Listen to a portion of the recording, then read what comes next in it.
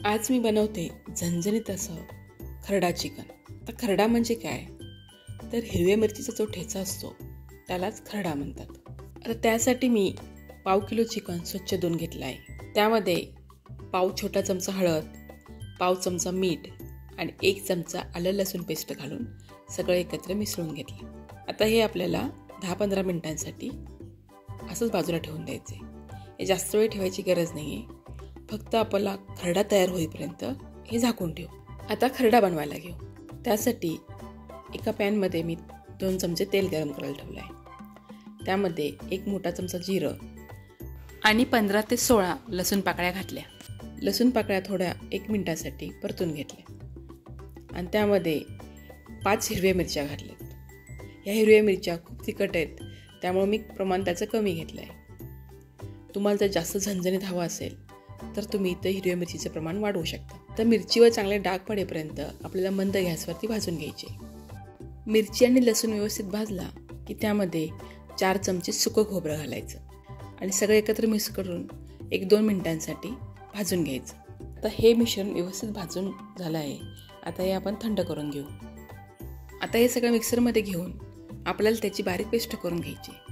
पण त्यापूर्वी त्याच्यामध्ये भरपूर अशी कोथिंबीर घालायची, कारण कोथिंबीरमुळे चिकनला हिरवा रंग येतो. ती पाणी न घालता त्याची पेस्ट बनवून घेतली. पण खूपच कोरडं मिश्रण असेल तर 1-2 चमचे पाणी घातलं तरी काही हरकत नाही. आता ज्या पॅनमध्ये मी मिरची भाजून घेतली होती त्याच पॅनमध्ये मी मोठे 4 चमचे तेल घातलं आहे. तेल गरम झालं की त्यामध्ये 1 मोठा कांदा बारीक चिरून घातला आहे आणि 2 ते 3 मिनिटांसाठी कांदा चांगला मऊ होईपर्यंत परतून घेतला. कांदा खूप जास्त लाल होईपर्यंत भाजायची गरज नाही. थोडा मऊ झाला की त्यामध्ये पाव चमचा हळद आणि आपण जो खरडा बनवून घेतला होता तो खरडा घालायचा आणि 2 ते 3 मिनिटांसाठी मंद गॅसवर परतून घ्यायचा. खरडा तेलामध्ये व्यवस्थित परतून घ्यायचा आणि त्यामध्ये चवीनुसार मीठ घालायचं. आपण चिकनला मीठ लावलेलं आहे हे लक्षात ठेवून फक्त इथं खरड्यासाठी मीठ घालायचं. आता यामध्ये पाव वाटी गरम पाणी घालायचं. मी मिक्सरच्या भांड्यामध्येच पाणी घेऊन ते यामध्ये घातलं आहे. आता सगळं व्यवस्थित मिक्स करून घ्यायचं आणि 2 मिनिटांसाठी झाकण ठेवून मंद गॅसवर शिजू द्यायचं. आता 2 मिनिटं झाली आहेत. झाकण काढून बघू. मसाल्याला छान तेल सुटलं आहे, म्हणजे आपला मसाला व्यवस्थित तयार आहे. आता पुन्हा सगळं एकत्र मिसळून घ्यायचं आणि त्यामध्ये हळद आणि मीठ लावून ठेवलेलं चिकन घालायचं.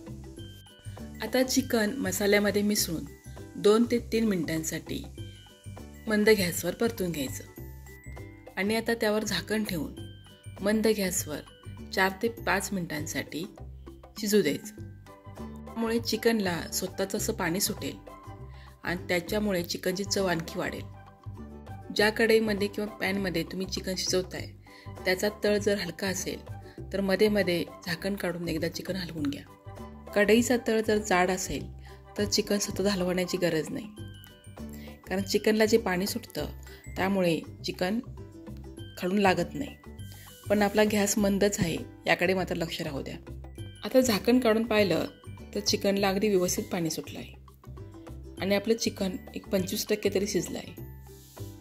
आता त्यामध्ये एक अर्धा ग्लास गरम पाणी घालायचं. आपल्याला हे चिकन सुक्कं करायचं आहे, त्यामुळे पाणी जास्त घालायची गरज नाही. तुम्हाला जर ग्रेव्ही हवी असेल तर थोडं जास्त पाणी घातलं तरी चालेल.